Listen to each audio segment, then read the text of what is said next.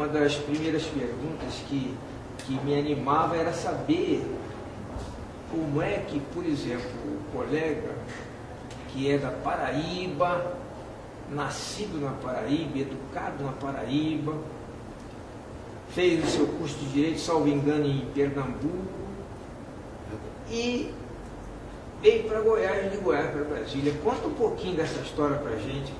Como é que você acabou em Brasília? Em primeiro lugar, eu quero dizer ao ilustre colega que me sinto muito honrado em estar neste momento colaborando para a memória da própria instituição, para a história da instituição. Na verdade, como Vossa Excelência disse, eu sou da Paraíba e fui seminarista na Paraíba, no Seminário Menor da Paraíba, vesti batina, e a nossa formação naquela época de seminaristas tendia mais para filosofia e letras. Sim. Daí porque eu sempre tive uma visão, dentro do contexto das disciplinas que eram exigidas ou que compunham o curso do seminário, que naquele tempo não era nem primário, nem ginasial, era curso de humanidades, eram 6 anos. 6 anos. E do seminário é que eu, tendo sido escolhido pelo meu bispo para ir para Roma, para fazer o curso de filosofia em Roma, senti uma carga muito grande sobre mim, mesmo porque eu não tinha certeza que seria padre. Tratava-se de uma diocese pobre, e se eu fosse, eu talvez fosse pressionado a voltar padre sem ter a vocação que era necessária para o sacerdote. Há vários casos desses, inclusive aqui na nossa justiça. E eu desisti, então, de ir discutir isso com o meu diretor espiritual na época, durante longos meses, e vi que o meu destino não seria o sacerdócio. Saí do seminário e fui para Campina Grande, onde eu tive a acolhida do meu cunhado, que eu morava lá, né? Porque minha mãe ficou doente quando soube que eu ia deixar o seminário. E ingressei, inclusive, no magistério, entendeu? No Colégio Pio Mosa, porque eu trazia uma carta de recomendação do meu seminário, entendeu? Do reitor do seminário, para que eu fosse aproveitado como professor de latim, professor de francês, professor de português, e completar o meu curso colegial.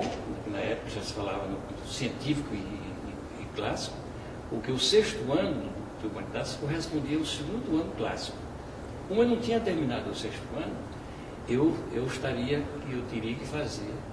teria matrícula no 1º ano clássico e no 2º ano clássico, mas fazendo as matérias chamado tal de exame de suficiência, para suprir a folga daquelas matérias que não faziam parte da grade escolar seminário. Sim, nesse convívio em Campina Grande, mais ainda despertou a minha tendência para procurar um curso de Direito futuramente. Então, fui para Recife, fui com professor de cursinhos de vestibular, e nesse ínterim meu pai tinha providenciado um emprego para mim no Rio de Janeiro, e por isso mesmo não pude nem fazer o vestibular em Recife. Eu fui fazer vestibular no Rio, né? Não sei se corou no Rio, embora no Rio, numa faculdade particular, porque os meus documentos não foram aceitos nem pela Nacional, nem pela famosa Escola do Catete, que hoje é da Universidade do Rio de Janeiro. Eu fiz na Faculdade Brasileira de Ciências Jurídicas, parece que era ali no Campo de Santana, de frente, é isso mesmo. de frente à Nacional. Né? Mas só fiz o 1º ano porque eu não me adaptei à vida do Rio de Janeiro e ao meu emprego, que era no DNR na época. Era muito longe, era no quilômetro 47 da Via Dutra. Né? Longe. E eu então, terminado o ano, primeiro ano, eu providenciei meu retorno para Recife. E não tive nenhuma dificuldade em me matricular na faculdade de Direito, chamada Faculdade de Direito do Recife, que antigamente era a Faculdade de Olinda e Recife, juntamente com a Escola de Direito de São Paulo, em 11 de agosto de 1827. Também, lá eu fiz o curso de Direito a partir do 4º ano e minha turma foi a de 1962. Bem, nesse período, eu cheguei a concorrer a uma bolsa de estudo da SUDENE, cujo superintendente era o Celso Furtado, que queria selecionar uma turma de anos da área de Direito ou de Economia, entendeu? Para servir a SUDENE. Eu fiz, inclusive, o teste, passei a seleção, eram 10 vagas, mas já formando, era o ano da minha formatura, mas eu já estava sendo solicitado por meu pai, que já tinha 2 filhos, um médico, dos 2 médicos, né? E disse, olha, eu preciso de você, de médico não preciso, porque eu tenho muita saúde. Ele tinha 2 questões, né? 2 litígios, estava esperando por mim. E eu fui advogar, sem experiência nenhuma, só com as teorias da Faculdade de Direito, embora Mas em Campina? Não, isso está no sertão da Paraíba. No sertão da Paraíba. A minha faculdade era uma faculdade que exigia muito, não só pela tradição, mas o corpo de professores, que era um corpo de professores escolhido com muito cuidado, entendeu? Todos faziam o exame de cátedra, entendeu? Eu assisti a algumas defesas dessas, inclusive do meu professor de Direito Penal, Rui da Costa Antunes, que teria sido monitor do Aníbal Brum. Você imagina a autoridade, né? Muito bem. E fiquei em Sousa durante 4 anos até resolver todas as pendências jurídicas ou litigiosas, né, do meu pai. Quando terminei, eu perguntei, pai, o senhor está satisfeito, agora eu vou cuidar da minha vida. Eu tinha perdido a oportunidade de ir para a SUDENE, mas o Celso,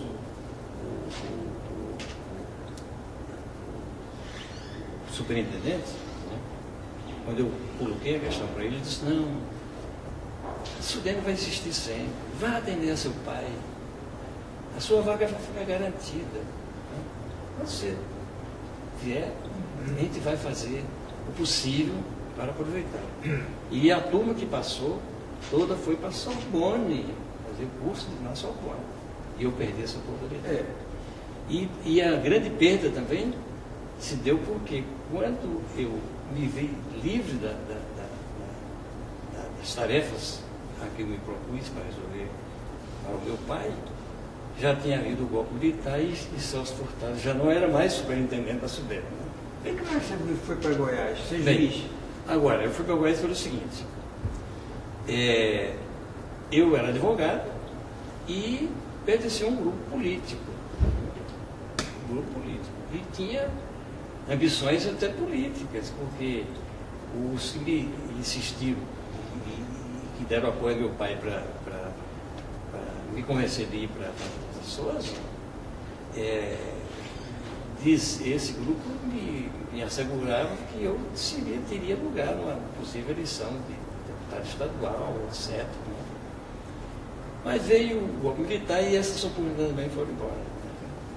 E eu, de repente, me senti um advogado com bastante causas, porque era nos palanques de comício, o chefe político dizia, vai falar o advogado dos pobres. E eu disse, mas não faça isso. No outro dia, minha porta estava cheia de gente procurando o advogado dos pobres. Né?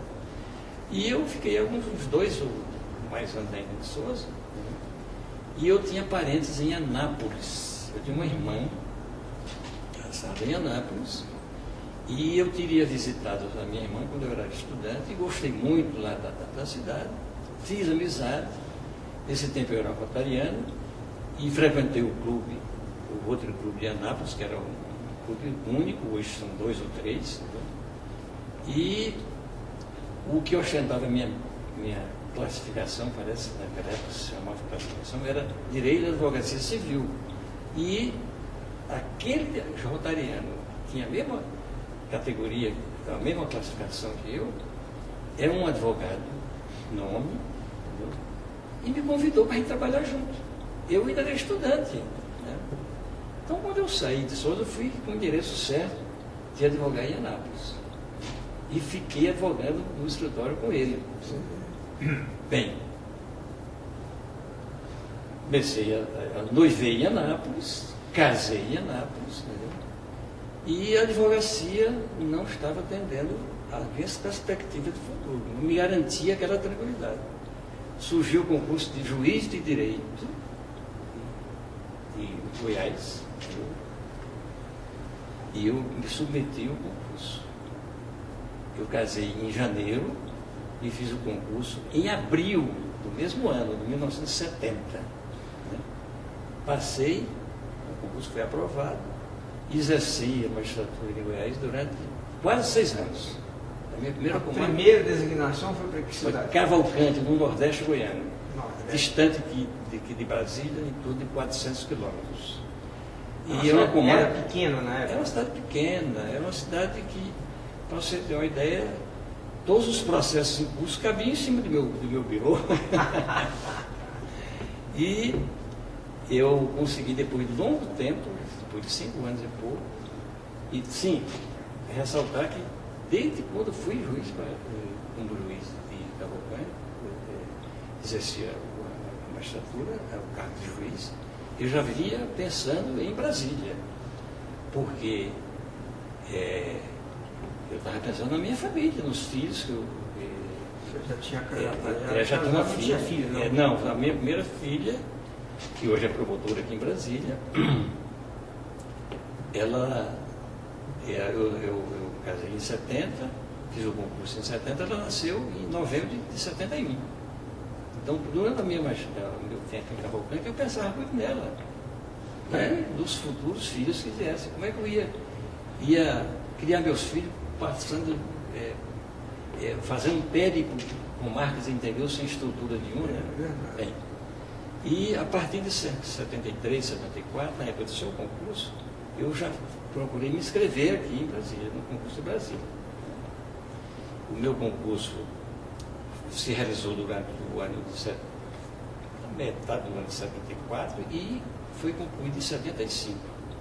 Eu fui nomeado juiz substituto por um ato do presidente da época, que era o presidente Geisel, em 30 de dezembro de 1975. E tomei posse aqui, minha turma, o concurso foram aprovados 16. A nossa posse coletiva foi realizada em janeiro, em 21 de janeiro de 1976. E aí começou a minha história de juiz. Está bem contada a história, esse périplo aí, Paraíba, Goiás, interior de Goiás, mas já pensando em Brasília. Eu sempre, meu foco era Brasília. Né? Não só por razões pessoais. Exatamente. Eu conheci Brasília, a primeira vez que eu vi que foi no ano da inauguração. Eu fui para Goiás, mas fui primeiro para o Rio de Janeiro, né, de avião. De Rio de Janeiro eu peguei um ônibus para Belo Horizonte, que eu não conhecia Belo Horizonte. De Belo Horizonte para Brasília, de ônibus também. Percorri aqui durante o dia todo e à noitinha, à tardezinha, eu fui para Anápolis. E me senti o cheiro da cidade de Brasília, a cidade que cheirava barro molhado, né? E fiquei acompanhando, entendeu? Quando você tomou posse, já estava aqui nesse bloco já A. Nesse bloco aqui, já no bloco A. Havia o tribunal, né? tribunal, e eu tomei posse aqui já a minha primeira designação foi no bloco A, aqui. Aqui é o seguinte, algumas pessoas chegaram a trabalhar lá no bloco 6. Eu não alcancei. Eu trabalhei lá, mas como promotor. Como promotor, aqui já como juiz. Mas o certo é que aquela foi uma época ainda de muito sacrifício. Éramos poucos. O número dos processos não era pequeno, não. Ele não era como é hoje, mas em números relativos era bastante. E os conflitos de interesse realmente nunca diminuem. Eles são uma fábrica de problema, o que é da natureza humana. Uma progressão geométrica. Não é? Da natureza humana. Mas a sua designação primeira foi para que vara? Por uma vara criminal, me parece que era a terceira vara criminal, cujo titular era Carlos Augusto Pingré de Carvalho. Você gostava da área criminal? Eu fui em Anápolis, eu fui professor de Direito Penal. Eu fui professor fundador da faculdade, chama-se FADA. É uma faculdade evangélica. Hoje é evangélica, uma coisa assim, entendeu? Eu participei, inclusive, da organização do primeiro vestibular de Anápolis. Eu não era juiz ainda, não era juiz de Goiás ainda. Isso foi em 1968, que eu mudei para Anápolis, em 1968. E estava na fase de criação dessa faculdade.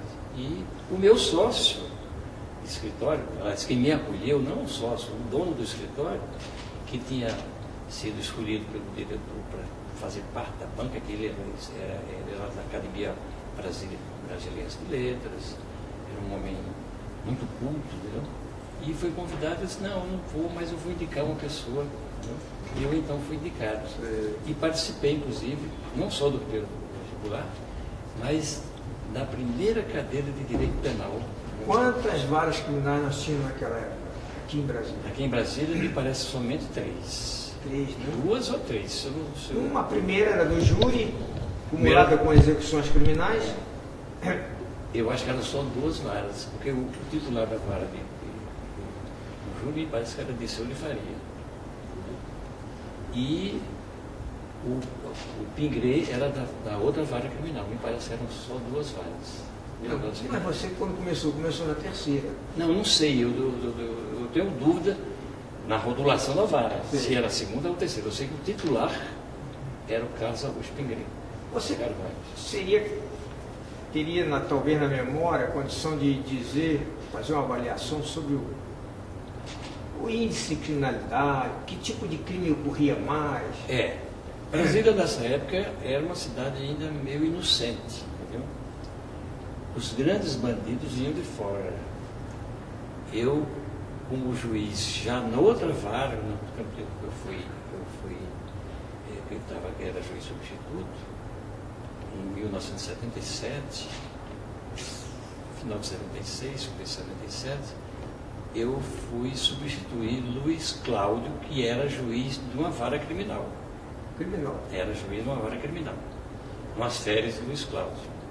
E lá eu tive a oportunidade de ouvir, de fazer os interrogatórios e julgar os processos de um grupo famoso em Brasília, que era o grupo do Sabonete. Sabonete. Era o nome até parecido com o seu, Menegil, tinha alguma coisa com o seu nome, entendeu? E Isaías, eu sei que um certo dia eu estava fazendo uma audiência nessa vara, entendeu? Para ouvir esse pessoal, eram 4 ou 5. E eles chegavam algemados. A carceragem aqui era muito precária. E então eu disse para o chefe da guarda que eu não interrogava réu com algemas. Eu via o réu sem algemas. E então o sargento, não sei, a patente, que alertou para o perigo que era a turma que estava sendo ouvida, que era um risco. O andar era terceiro andar, segundo andar, o terceiro, era muito baixo e era possível uma tentativa de fuga dessa turma. E sustentei que não faria, que ele recolhesse o pessoal. Aí o líder da turma, desse grupo criminoso, que era o tal, conhecido pela alcunha de Sabonete, pediu para falar comigo. Aí eu disse, mas não. A sala do juiz, o gabinete, era contígua à sala de audiência. Eu entrei lá com ele, entendeu? O guarda ficou na porta, entendeu? E ele disse assim, doutor, eu vi a sua palavra e eu acho que o senhor é um juiz que sabe entender a gente, que é muito humilhante ser. Eu garanto pelos meus companheiros. Lhe dou minha palavra que não vai acontecer nada. Eu disse, eu posso aceitar a sua palavra? Pode. Se meu guarda diz, tira a algema dele. Eu vi sem algema. E eu vi até 5h30, 6 horas da tarde do curso. Quando faltavam 2, o Sabonete disse, doutor, eu quero falar com o senhor de novo. Mas não, fui, entrei com ele na sala e disse, eu já não garanto mais. A partir desse momento, eu não garanto. Pode botar o algema nos ombros. Naquela época eu me recordo que só chegavam algemados aqueles que eram considerados muito perigosos.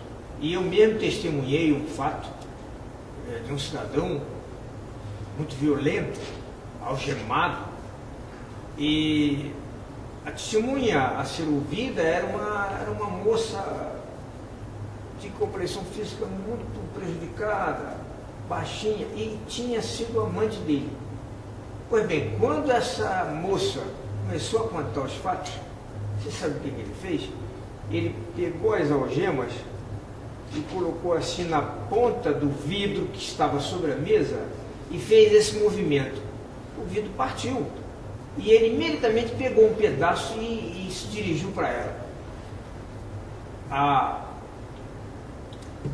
escolta foi que os dois seguraram cada um num braço, foi o que salvou a pobre da testemunha. Esse fato me calou muito, foi acontecido nessa época. Então quem chegava algemado não era à toa, não. Era perigoso. Isso mesmo. Era perigoso mesmo. E essa turma era...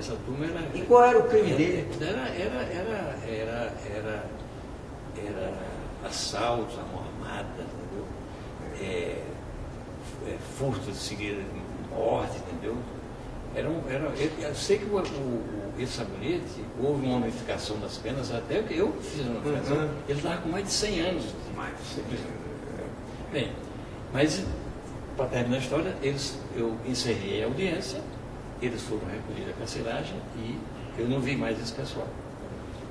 Pois bem, então minha passagem pelas turmas criminais foram nessas duas oportunidades. Depois eu fui juiz, eu fiquei numa vara de família durante 30 dias, né? E fui também para o juizado de menores na época, nas férias, ou num congresso, por ocasião de um congresso, em que era realizado na Costa Rica, e o Manuel Coelho era o titular, e se ausentou, tirou férias e aproveitou. Eu fiquei 30 dias nessa vara. Bem, e depois eu fui para a segunda vara civil, como auxiliar do Romildo.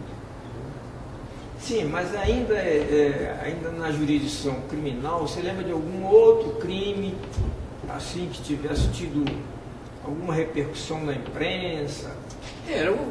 O que predominava naquele tempo não tinha vara especializada de acidente de trânsito. O que predominava naquela época era acidente de trânsito, era tóxico, entendeu? Que não havia vara especializada também, entendeu? E, vez por outra, assalto, entendeu? Mas focada, eram casos isolados e, geralmente, desse grupo que eu falei, entendeu? Estava no meio, entendeu? Mas não havia assim, um movimento, a vara não era... A grande quantidade era de furtos. Pequenos furtos, entendeu?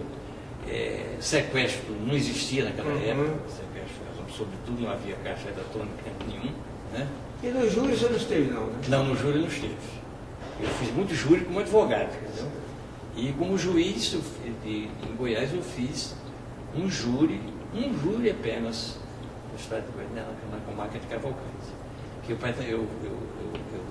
exerci o cargo em Goiás em 2 comarcas. Cavalcante, na qual passei 5 anos, e assim, a última comarca, eu já estava na fase final de um concurso aqui, que era Goianeira, que me deram quase como que de presente o estímulo para não sair de lá, entendeu?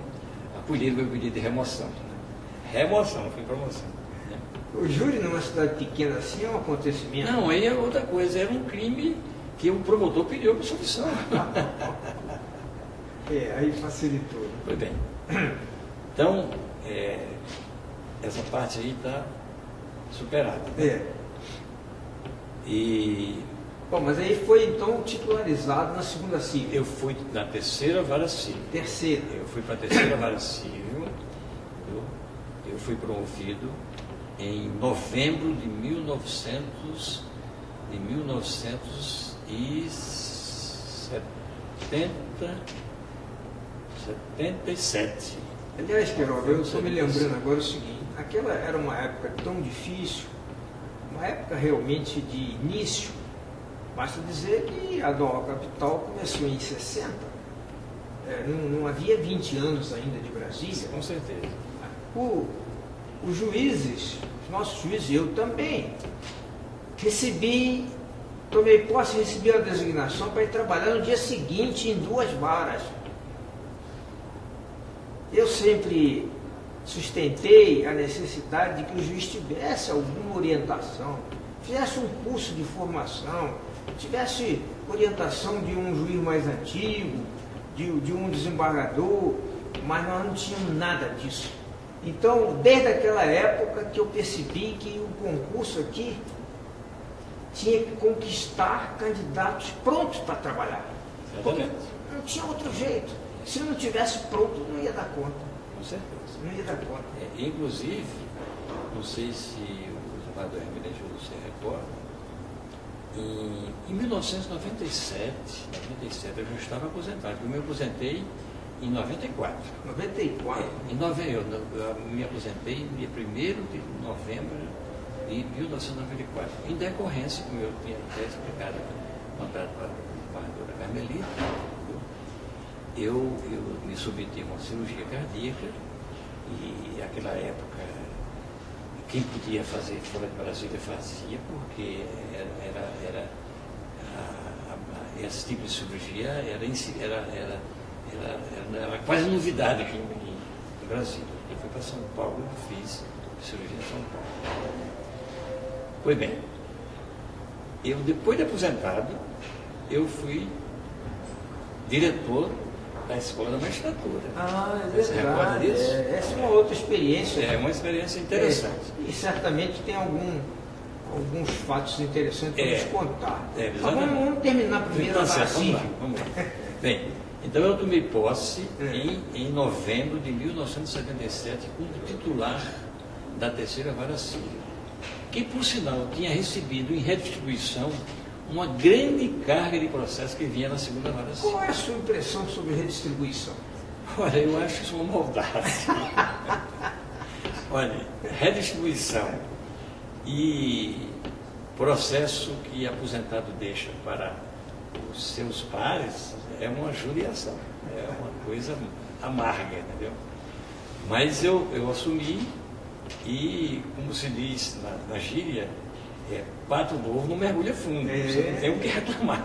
É verdade, é verdade. Pois bem, e eu recebi a terceira vara civil com um acervo de mais ou menos 5.500 processos. Em andamento? Em andamento. Havia os processos novos, né, que o cartório gostava mais de dar prioridade, porque era deles mesmo, né, e os processos antigos, que, na minha impressão, só se movimentavam quando era provocado pelo advogado. Entendeu? Porque a carga nova já era grande demais. Era muito grande. E eu exerci essa terceira vara civil como juiz. Eu fui 12 anos titular da segunda vara civil, terceira vara civil, sem nenhuma remoção. O cartório. Fiz a minha equipe, entendeu? O cartório tinha uma equipe boa? Boa, tinha uma equipe boa, bem treinada, entendeu? Quantos, você me lembra a quantidade de servidores? 8 ou 10 funcionários na época. 8 ou 10? 8 ou 10 funcionários. E procurei dar a orientação, e nessa época eu já tinha uma certa experiência acumulada desde Goiás, entendeu? E abracei com todo entusiasmo, entendeu? Aquele desafio que era um desafio ser titular de uma vara já sobrecarregada como era a terceira vara civil. Sobrecarregada já na chegada, né? Já na chegada. E o que chegava de novo também já era muito. Já era muito. Quantas audiências eu fazia por dia? Eu fazia, em média, eu selecionava por assunto, né? Quando a coisa era simples, entendeu? Eu fazia 2, 3 audiências. Quando era um acidente de trânsito, por exemplo, não tinha problema. Entendeu? Os casos mais complicados, que havia uma prova a ser produzida em audiência, entendeu?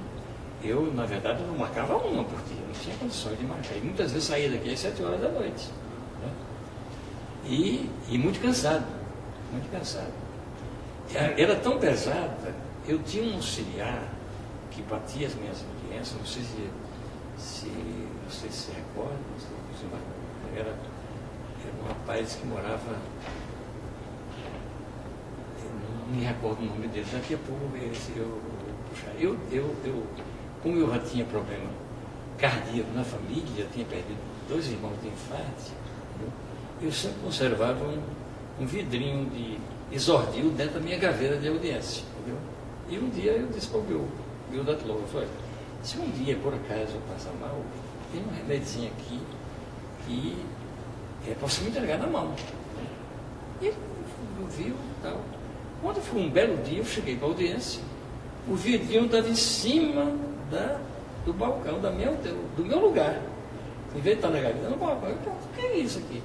Esse doutor, porque hoje ela pensa, é pesada. É pesada. Mas que é isso? Nada isso. Pois bem, e eu tive grandes auxiliares, juízes substitutos, tive a honra, inclusive, de ter como juiz substituto auxiliar, hoje eminente vice-presidente deste egresso tribunal, a doutora Carmelita. Mas o Queiroga, permita-me chamá-lo de Queiroga, que sim, você, claro, além de ser um colega brilhante, antigo, foi também meu vizinho de porta. Exatamente. A gente tem um relacionamento muito amistoso e muito próximo. E fomos companheiros de bancada de exame de concurso. É verdade, trabalhando também na banca de concurso. Mas eu sempre me preocupei muito com a agilidade da justiça. Porque a única crítica séria que se faz à justiça é de morosidade. Essa crítica é difícil responder, porque realmente as coisas não se passam com a velocidade que deveriam. Então, eu queria que você tentasse fazer um retrato da agilidade nas varas civis naquela época. O desenvolver do trabalho de um juiz civil na época exigia dele muito esforço. Primeiro, para não deixar acumular muito processo. Aumentar o acervo. Aumentar o acervo. Eu mesmo adotava um sistema, nos casos simples, de não levar processo concluso. Eu dava sentença em audiência. Eu estudava o processo na véspera e dava sentença em audiência. É uma maneira de apressar?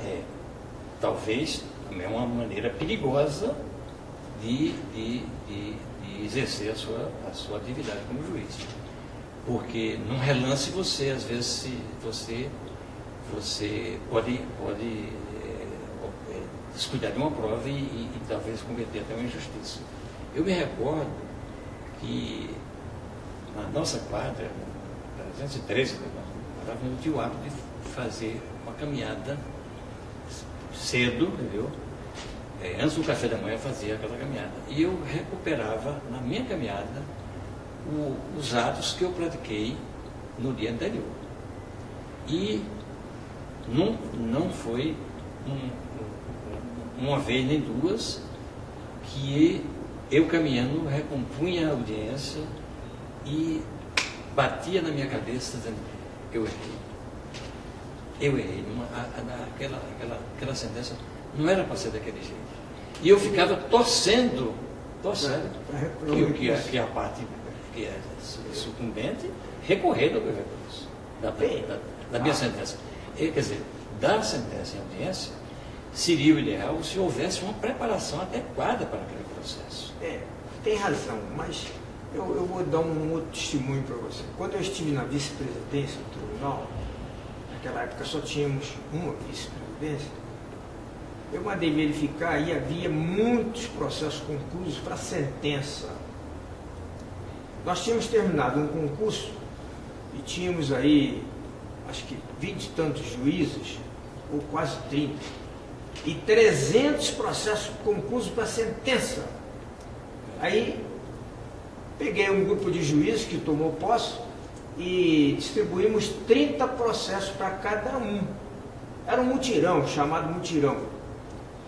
E a primeira coisa que eles fizeram nessa justiça foi dar sentença nesse processo, para colocar aquelas varas cíveis, pelo menos no que tange aos processos conclusos para sentença, em dia. E conseguimos dar, foram todos no primeiro mês, não, era 30 dias, depois prorroguei um pouco mais, eu sei que os 300 foram sentenciados. Veja só, não é que os colegas não estivessem trabalhando, estavam trabalhando muito, mas era insuperável. É uma carga que se sobrepõe às forças físicas do juiz. Então eu fiz isso naquela época e verifiquei isso, que alguns colegas faziam bastante sentenças em audiência, mas mesmo assim, além do risco de um pequeno equívoco, não dava conta. Exatamente. E naquela época nós não contávamos com computador. Não era não. Quando chegou a máquina elétrica já foi um avanço. Né? As máquinas eram manuais, entendeu? O seu tempo todo de vara assim foi nessa base. Manual. Foi manual, entendeu? E eu tinha bom. E a jurisprudência? Você tinha um fichário? A jurisprudência é o seguinte: cada juiz, na minha época, guardava a cópia da sua sentença. Entendeu? Se você se lembrasse de alguns casos similar ao que você estava julgando, você socorria aqueles elementos. Porque não tinha arquivo. Eu montei um arquivo meu. Quando eu vim para o tribunal, eu trouxe o meu arquivo, que eram umas fichinhas. Onde eu anotava as coisas que eu pegava do Diário da Justiça. Porque hoje é muito simples, nesse aspecto é muito mais simples. Você tem uma estrutura, né, organizacional e tecnológica muito, como se diz assim, de última geração. Entendeu? E outra coisa, muitas vezes eu bati minhas sentenças e você tinha que fazer uma cópia para o cartório, para o livro de sentença, e tinha que usar carbono com papel. Quando você ia corrigir alguma coisa, tinha que botar aquele papelzinho para não passar o borrão para a outra cópia. Era exaustiva. Se eu não me lembro, foi o desembargador Natanael que contou que lá em Goiás ele ditava a sentença, mas o escrevente errava tanto que ele resolveu parar. Eu mesmo vou datilografar. Era a única maneira de sair a sentença. Cavalcante, eu datilografava minhas sentenças. Aqui eu tinha uma chamada, naquela época a gente chamava assim, secretária datilógrafo, que fazia audiência. Sim, o nome do funcionário era Efraim, o do Isornil. Efraim. Pois bem, e eu mesmo em Goiás eu bati minhas sentenças, a duras penas. Aqui também, mesma coisa. Quando eu fui a minha primeira convocação para o tribunal, que deve ter sido contemporânea à sua, uma lei de 86 que possibilitou a convocação. Eu vim em 87. Eu vim em fevereiro de 87. Também, né? Me parece que os 3 primeiros convocados foram Hermenegildo Gonçalves, Simão Guimarães e eu. Entendeu? Bem, e naquela época nós não tínhamos apoio nenhum, não tinha assessoria nenhuma. Entendeu? Nada. Não tinha, e no início nem auxiliar nós tínhamos. Só tinha direito a pegar os processos. Pegar o processo. E eu tive, por exemplo, eu fui substituído no tribunal em 87, fevereiro de 87, entendeu? Eu fui substituir Valdir Meury, que estava doente, e eu herdei logo de cara 120 processos criminais. Eu comecei, em vez do zero, eu comecei com 123 processos. Entendeu? Não era brincadeira.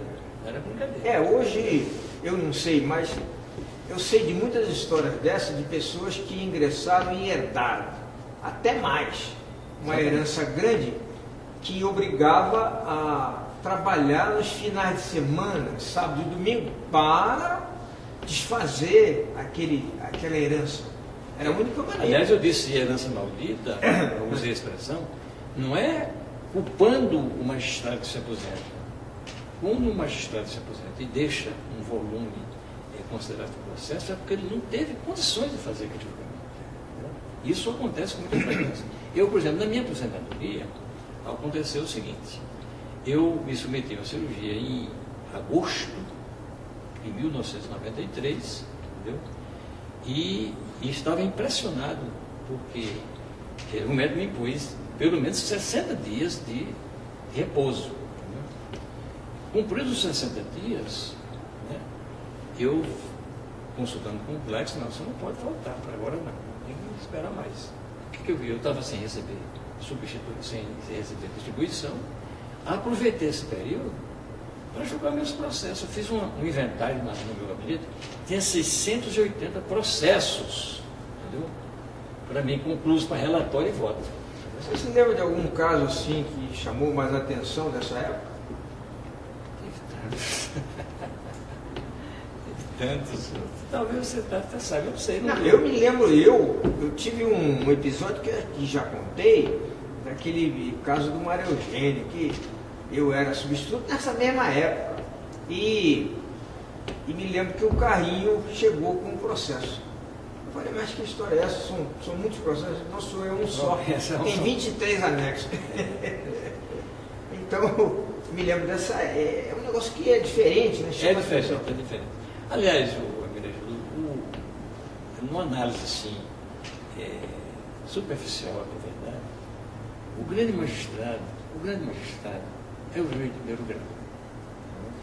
É o magistrado que se debruça diante da prova, ele aplica naquele processo todo o seu empenho, a sua alma até, entendeu? É porque é quem primeiro analisa o processo. Não estou desmerecendo o segundo grau. Nem não, ele julga sozinho. Julga sozinho. E o ato de julgar é um ato solitário. O juiz, por si só, já é um ser solitário. Muito. Tanto que, você pode observar, os amigos de magistrados são magistrados. Você tem não é que ele se sinta tão importante que não possa ser amigo de um advogado, de um engenheiro. Tem sim, gente. Mas a sua aproximação maior é com o magistrado. Então, o ato de julgar é um ato que eu defino como um ato de profunda solidariedade, onde você compromete toda a sua, digamos assim, os seus estímulos, a sua capacidade, o seu esforço, sua alma. E quando vem para o tribunal, já vem para um julgamento coletivo. Exatamente. Olha, eu me lembro de primeira instância, um caso que repercutiu muito, dois casos sobretudo, que repercutiu muito aqui. Um era de um cidadão que estava acionado um banco, né, para anular uma escritura pública de confissão de dívida feita perante o banco. Por que ele estava fazendo? Ele efetivamente estava sendo acusado pelo banco de ter subtraído valores do banco, invadido contas, entendeu? E se apropriado de valores. Entendeu? Mas a ação civil dele não tem nada a ver com o problema da acusação que ele estava enfrentando. Ele estava pretendendo anular a escritura porque ele foi levado à força para o interior do banco de noite, entendeu?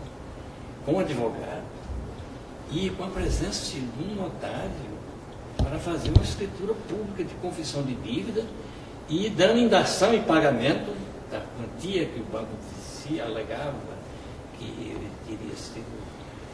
Um cenário muito suspeito. Muito, entendeu? E a mulher dele foi trazida para o palco de casa, ela estava dormindo, foi trazida para assinar isso. Você fez plantão, não fez, Carol?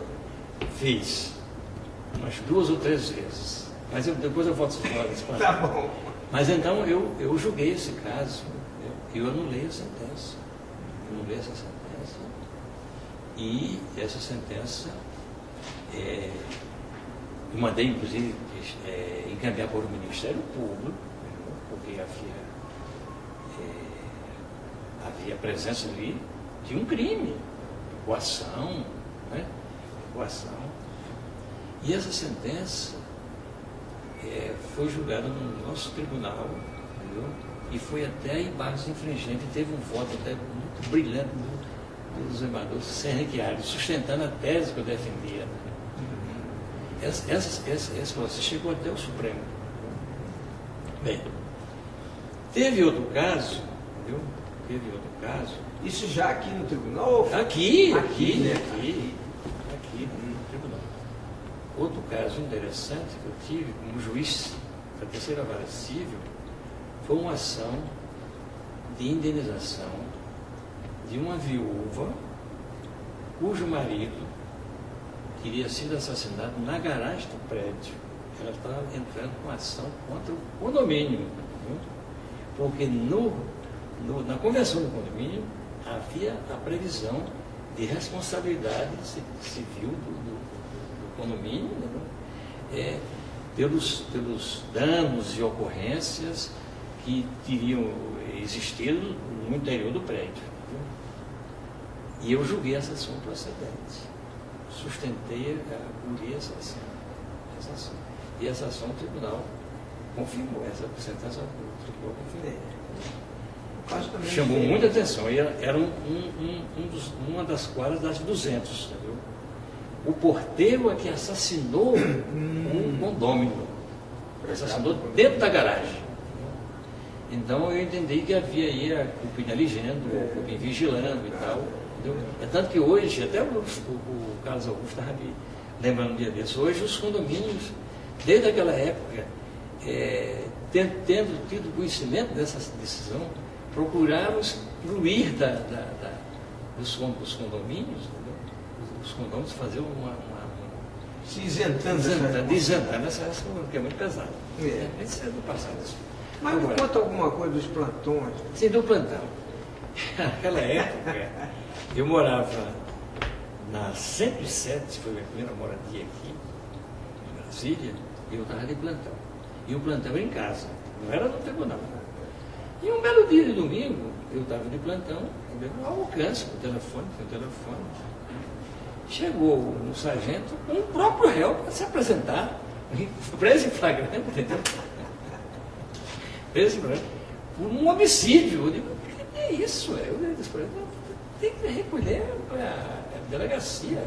A comunicação é o juiz, é a comunicação por escrito, entendeu? Pois é.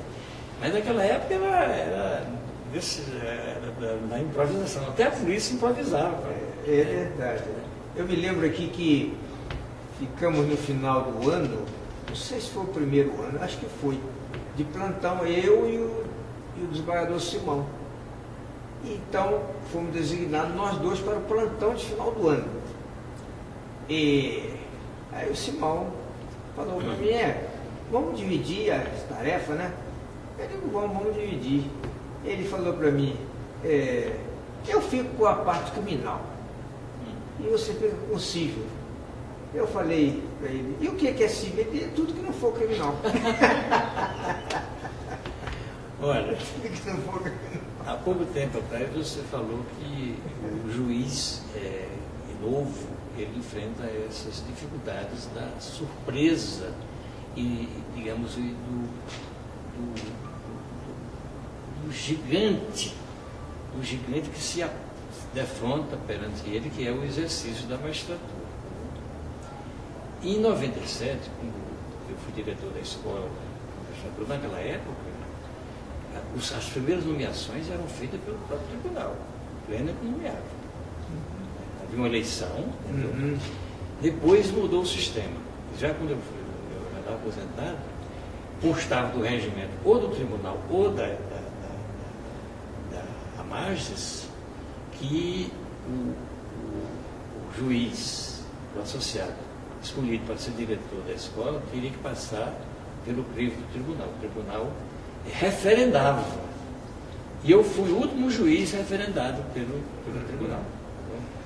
Mas eu me recordo que na época que eu assumi, estava se concluindo um concurso, já com as nomeações já feitas, e nós promovemos então a primeira semana, né, de treinamento do juiz. Então eu abri, uma semana, e fiz, tem até escrito, eu trouxe até cópia da minha aula, a primeira aula para os juízes. Despertando neles, primeiro a consciência. Esse documento, se você pudesse dar uma cópia, entrego, só que eu só tenho essa cópia. É um documento histórico, porque é o início da formação de juízes no Distrito Federal. Não havia nada disso. E eu, nessa aula, eu apontava os caminhos, né? Os caminhos, quais os caminhos? Né? E entendia que a Escola Superior a Escola da Magistratura era um instrumento adequado para fazer esse treinamento. Porque o juiz, ninguém nasce sabendo ser juiz, se aprende a ser juiz. Muitos chegavam com um bom histórico, um bom conhecimento teórico, mas não sabia despachar. Exatamente. Não sabia despachar. Então eu enfrentava, na hora de dar um despacho simples, grande dificuldade. Eu acho que nesta área o tribunal caminhou muito. O tribunal hoje fez um grande avanço.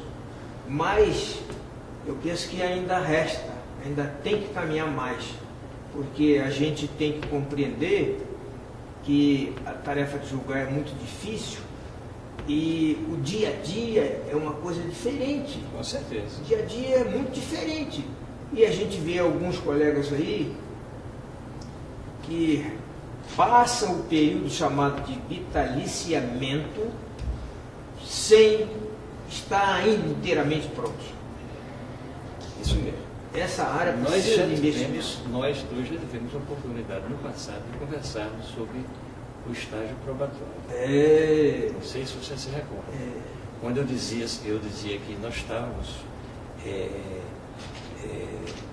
olhando com muita leveza o estágio probatório, porque esse estágio probatório é exatamente a oportunidade que o tribunal tem de saber se o juiz tem condições de vitaliciamento.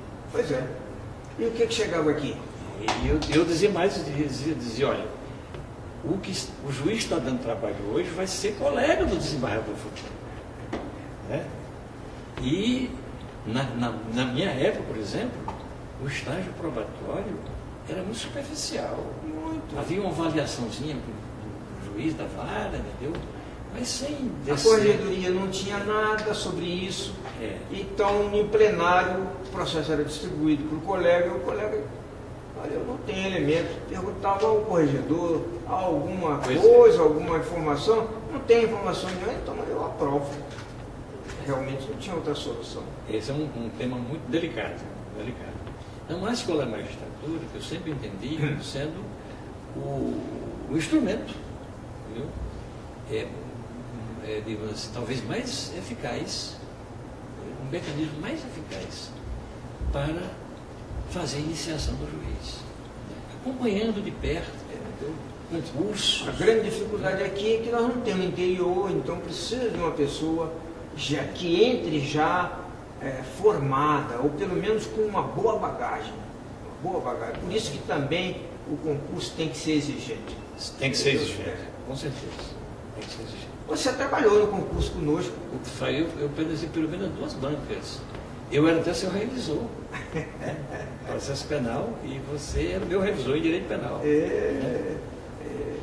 Nessa época. Eu já trabalhei várias vezes, viu? Acho que já trabalhei até demais. Nesse concurso até funcionou na banca como representante da ordem, o Zé Guilherme Vilela. Zé Guilherme Vilela, um colega de muita qualidade. Muita qualidade. Muita competência.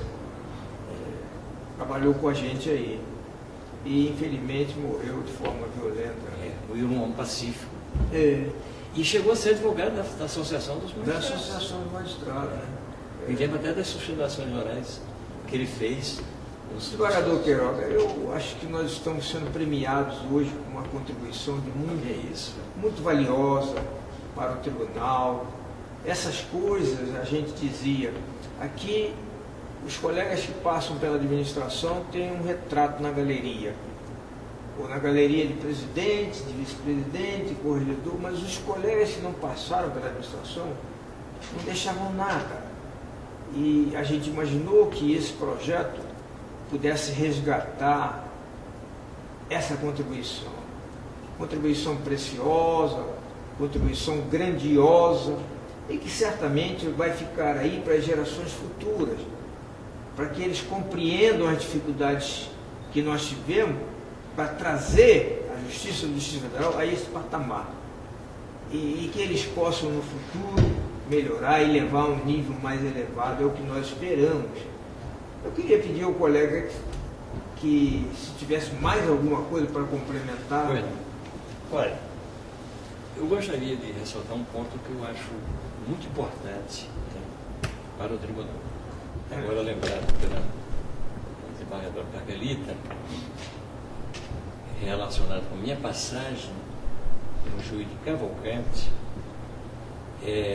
eu não sabia nem como chegar na comarca, qual se tinha transporte, porque nesse tempo nem carro tinha, entendeu? Então eu fiquei sabendo que eu teria que vir a Brasília.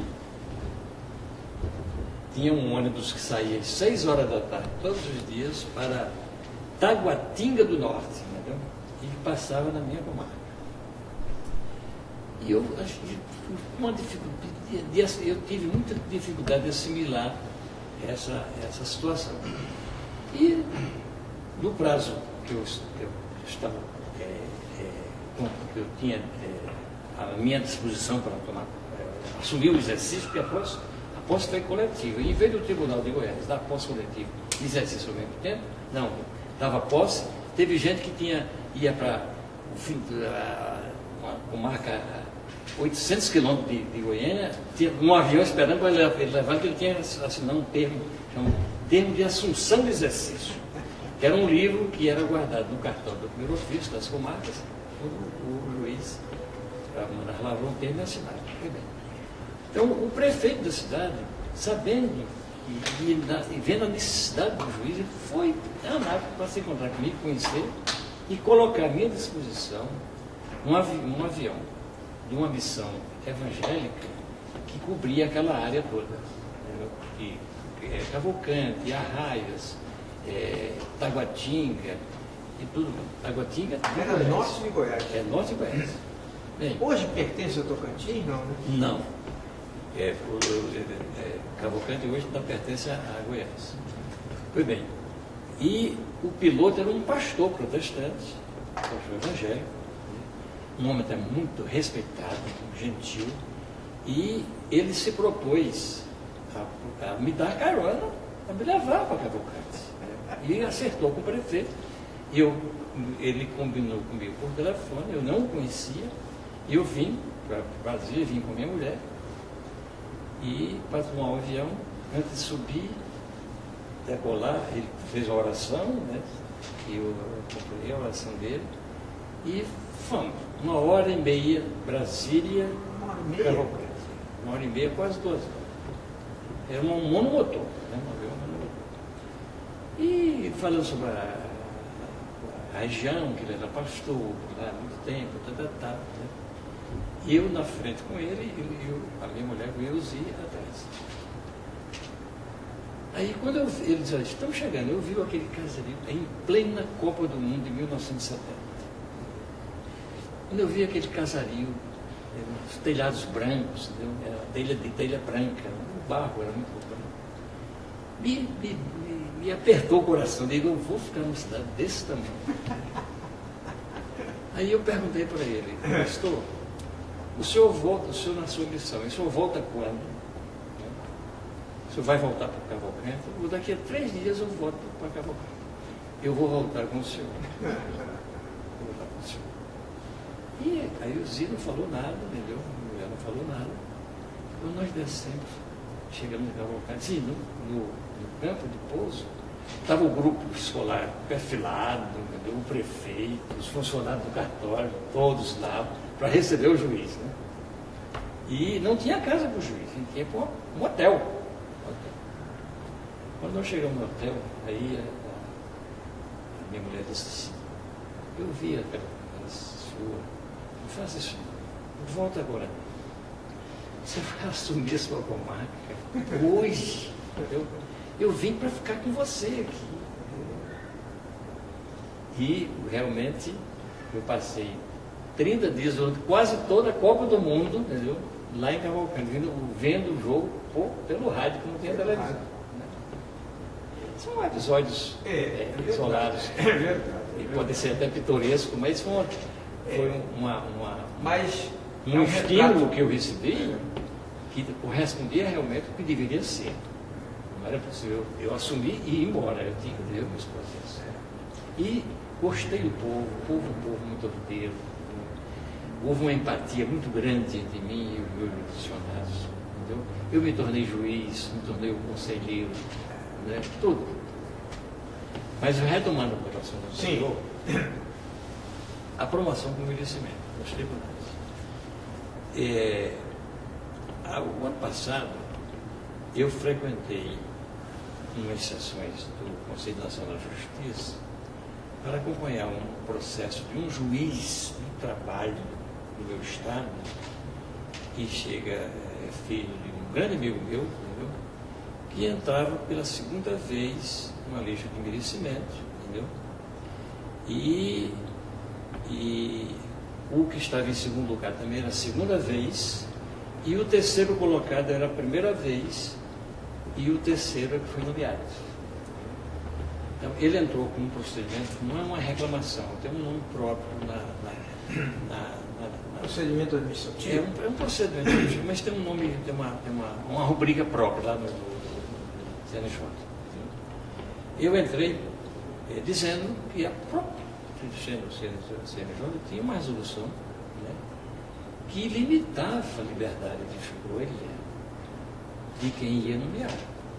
Que a lista tríplice é composta por juízes mais votados, juízes, mas observa-se um critério de pontuação.